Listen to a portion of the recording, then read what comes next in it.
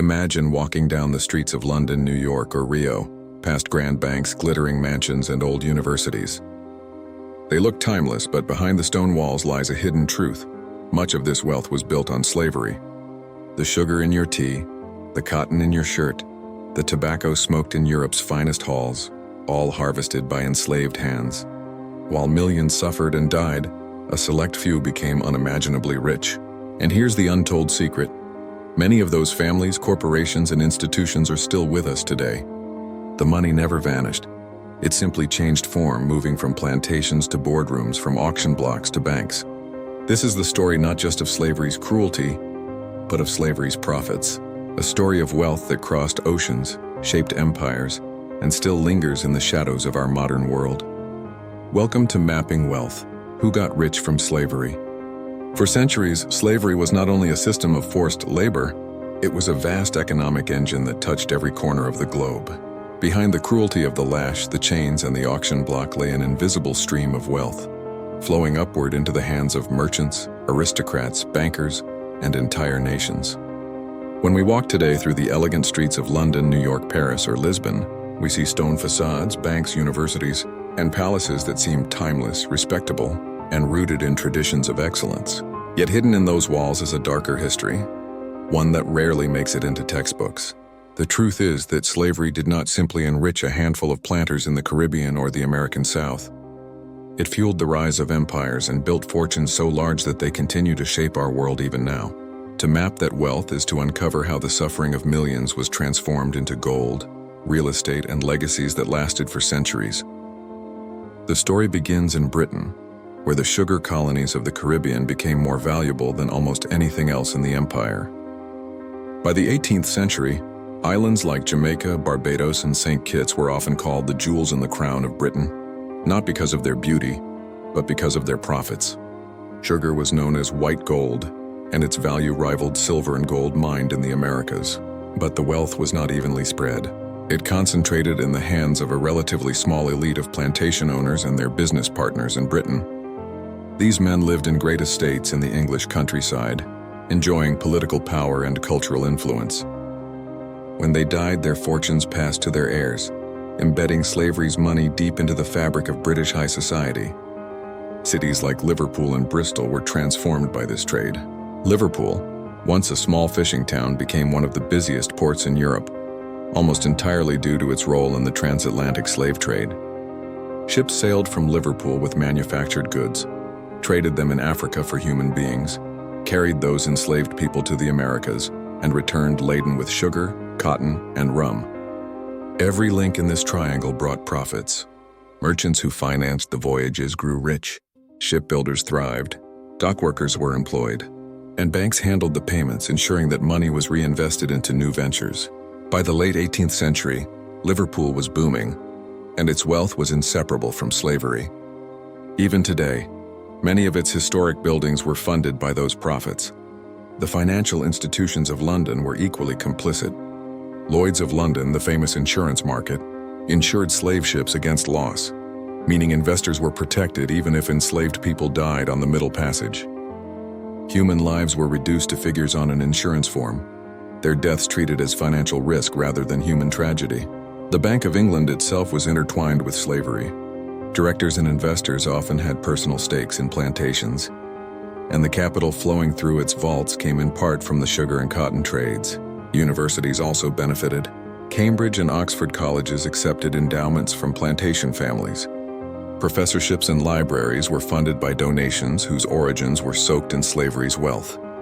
In later centuries, as those colleges produced generations of leaders, the memory of where the money came from was quietly buried under layers of tradition and ceremony. The same story unfolded across the Atlantic in the United States. The American South became the heart of the global cotton industry, and cotton was king. By the 1850s, cotton accounted for more than half of U.S. exports, and nearly all of it was cultivated by enslaved people. The sheer scale of this enterprise is staggering. In 1860, nearly 4 million enslaved people lived in the South, forced to labor on sprawling plantations. The cotton they produced fed the textile mills of New England and Britain, fueling industrial revolutions on both sides of the Atlantic. But the wealth generated did not stay only in the South. Northern banks provided loans to planters, northern shipping companies transported cotton to Europe, and northern factories processed it. In short, the entire U.S. economy was complicit. Wall Street itself was deeply entangled in slavery. In the early 19th century, New York became the financial hub for the cotton trade. Banks like J.P. Chase can trace parts of their history back to loans secured with enslaved people as collateral.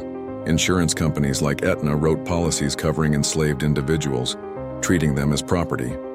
If an enslaved worker died, the payout went to the owner, not the family. It is chilling to realize that some of the largest and most respected financial institutions in the world built their foundations on the backs of enslaved labor. Even the New York Stock Exchange grew in part out of this system, its trading floors echoing with the profits of human bondage. Prominent American families too owe their fortunes to slavery. The DeWolf family of Rhode Island became one of the wealthiest dynasties in America through the slave trade, controlling ships, plantations, and rum distilleries. The Brown family, for whom Brown University is named, made much of its wealth from slave trading.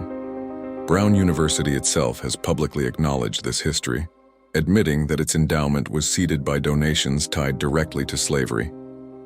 Other elite universities, including Harvard, Yale, and Princeton, have begun to reckon with similar histories, tracing donations and investments back to slaveholding families. These revelations remind us that America's intellectual elite was not separate from slavery, but nourished by it. But slavery's wealth extended beyond families and institutions to entire nations. The profits from sugar, cotton, and tobacco helped Britain finance its navy and expand its empire. They funded railroads, canals, and early factories, seeding the Industrial Revolution. Without the capital from slavery, Britain's industrial might have grown more slowly or in different ways. In France, the port city of Bordeaux flourished as one of Europe's richest centers of trade, its merchants heavily involved in slavery and the plantation economy. In Portugal, wealth from Brazil's sugar and gold plantations enriched Lisbon's aristocracy. Across Europe, the money from slavery fueled cultural and scientific achievements, but always hidden, always unacknowledged. One of the most striking aspects of this story is how wealth from slavery was laundered into respectability. A sugar baron in Jamaica might live a brutal life, overseeing the suffering of hundreds of enslaved workers. But when he returned to Britain, he did not advertise his source of income. Instead, he purchased a grand estate, endowed a church, funded a school, or married his children into noble families. Within a generation or two, the memory of the plantations had faded, replaced by the image of old money and respectable lineage. The violence of the Caribbean was scrubbed clean, hidden behind the facade of gentility. Governments too played a role in perpetuating this cycle. When Britain abolished slavery in 1833, the government did not compensate the enslaved for centuries of stolen labor. Instead, it compensated the slave owners, paying them $20 million for their loss of property, a sum so vast that the debt was only fully paid off by British taxpayers in 2015. This means that modern citizens of Britain were still financing the compensation of slaveholders, while the descendants of the enslaved received nothing. In the United States, after emancipation in 1865, promises of land and resources for freed people, the famous 40 acres and a mule, were abandoned. Former slaveholders kept their land, their wealth, and their influence, while the newly freed were left destitute. Sharecropping and discriminatory laws ensured that poverty and inequality persisted, while former enslavers reinvested their capital into railroads, factories, and new industries. The erasure of slavery's role in wealth building is almost as significant as the wealth itself. Families who had made their fortunes from human bondage reinvented their legacies. Streets and institutions were named after them. Their philanthropy built museums, hospitals, and universities. Generations later, their descendants might not even know the origins of their wealth, the story buried in family lore or conveniently forgotten. Meanwhile, the descendants of the enslaved were often left without resources, trapped in cycles of poverty and systemic racism that can be traced directly back to this economic theft. To understand the magnitude of this wealth, we must imagine its compounding effect over centuries. If a plantation owner in 1800 invested the equivalent of $1 million into government bonds, by 1900 his descendants could be living comfortably on interest alone. By 2000, their fortune might have grown into the billions, scattered across investments, properties, and companies. The original source, the labor of enslaved Africans, would by then be invisible, hidden behind layers of financial growth and social reinvention. This is the haunting truth of slavery's wealth. It was not just profit for a moment, but a foundation that built dynasties, corporations, and nations. And yet, alongside the grandeur and opulence of those who benefited, there was always the human cost. For every manor house built in England, there were hundreds of enslaved people in the Caribbean cutting cane from dawn to dusk, their bodies broken by brutal labor. For every grand university library funded by plantation wealth, there were enslaved children sold away from their parents, never to be seen again. For every bank vault filled with profits, there were ships crossing the Atlantic where human beings were chained together in darkness, many dying before they ever saw land again. The wealth and the suffering are two sides of the same coin, inseparable and forever linked. The challenge of mapping this wealth is not only academic, it is moral. To follow the money is to confront uncomfortable truths about the foundations of our modern world. It means recognizing that slavery was not a historical footnote, but a central engine of capitalism. It means acknowledging that the wealth of nations was built not just on ingenuity or industry, but on the exploitation of millions of human beings. And it means asking difficult questions about what justice looks like today. As we trace these hidden rivers of money, we begin to see the outlines of a global system that enriched a few at the expense of many. Slavery's wealth was not an accident, nor was it confined to distant plantations. It was deliberate, systemic, and intimately woven into the structures of power that still surround us. To tell this story is to pull back the veil, to expose the glittering facades of wealth and reveal the shadows beneath them. This is not only history, it is the inheritance of our present. The wealth remains, even if the chains are gone. In the Caribbean, the story of slavery's wealth takes on an almost surreal scale. Islands like Jamaica, Barbados, and Saint Domingue, the colony that would later become Haiti, became the beating heart of the Atlantic economy. For Europeans, these places were not just colonies. They were cash machines, plantations transformed into engines of unimaginable profit. To understand how wealth from slavery shaped the modern world, one only needs to walk through the ruins of a sugar estate in Jamaica or a crumbling colonial mansion in Havana. The bricks and mortar still whisper of fortunes built on blood. Jamaica became Britain's most prized possession in the 18th century. Sugar was called white gold, and by the late 1700s, the island was producing nearly a fifth of the world's supply. The money poured into British coffers. Ports like Bristol, Liverpool, and Glasgow expanded on the back of this trade.